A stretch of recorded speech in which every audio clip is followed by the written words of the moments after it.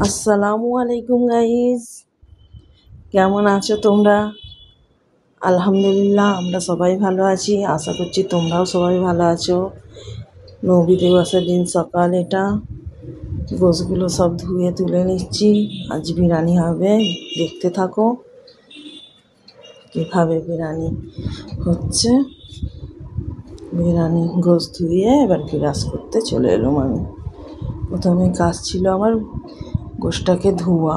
কাল রাতে এনেছিল, ফ্রিজে রাখা ছিল, সেটাকে বের করলাম, করে ধুয়ে আগে রেডি করলাম। এধারে আলুটায় নুন হলদি একটু কালার দিয়ে মাখিয়ে রাখলাম। তেল ঢেলে দিলাম, তেলটা গরম হয়ে গেলে এবার পেঁয়াজের বেরেস্তাটা করে নেব। পেঁয়াজ বেরেস্তা করতে তো একটু টাইমই লাগে গাইস, জানো। দেখতে থাকো কতক্ষণ টাইম লাগছে। বেরেস্তার কালার এসে গেছে, আর কিছুক্ষণ লাগবে, বেরেস্তার রেডি হয়ে যাবে।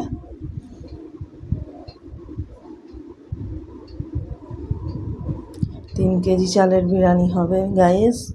3 কেজি এখানে গোশ আছে, মশলা মাখিয়ে সব রাখিয়ে দিয়েছি। আর 3 কেজি চাল। আমাদের দোকানের ছেলেরা আছে, সব ওরা খাবে, আমরা সব খাবো। এবারে যদি কেউ আসে খাবে, মেহমান আসার তো কথা আছে, দেখা যাক।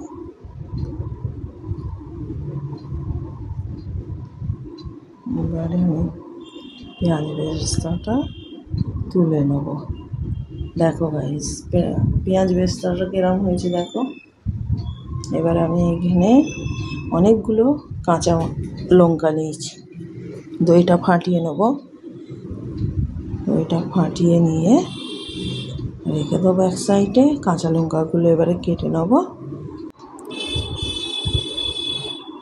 চিকেনটা মশলা মাখানো ছিল, এবারে দিয়ে দিলাম।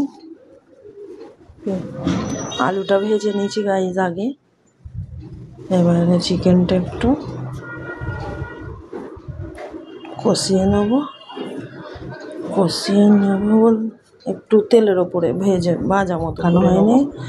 দেখো আলু দাগ হয়ে গেছে রকমের। আলুটা আগে থাকতেই তুলে নিয়ে চিকেনটা বসিয়ে দিলাম। ভাতটাও এখানে ফুটে গেছে গাইস।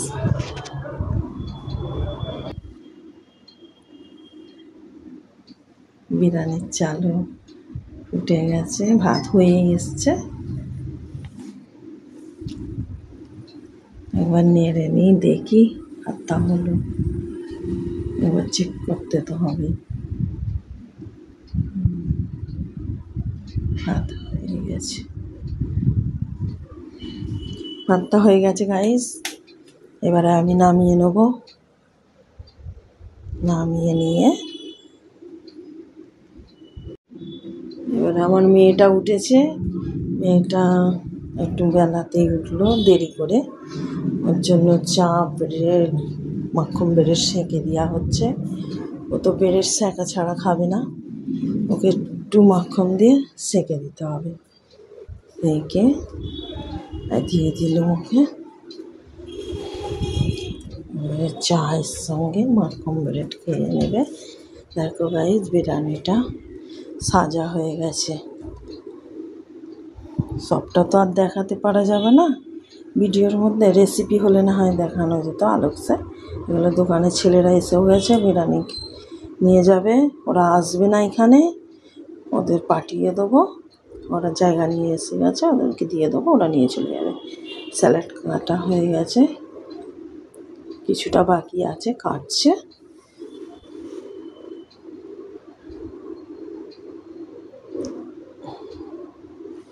দেখো বিরিয়ানিটা কীরকম হচ্ছে, তোমাদের ঘরে দেখাই গাইস।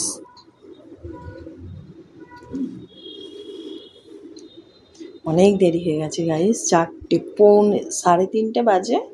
এদেরকে দিতে করতে এরা নিয়ে যাবে, 4টে বেজে যাবে।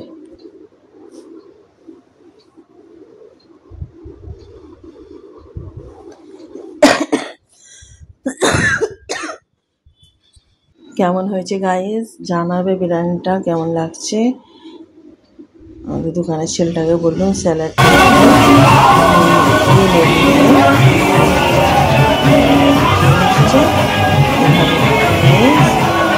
জুস শুরু হয়ে গেছে, 5টা থেকে জুসটা শুরু হয়ে গেছে। এরকম জুস হয়।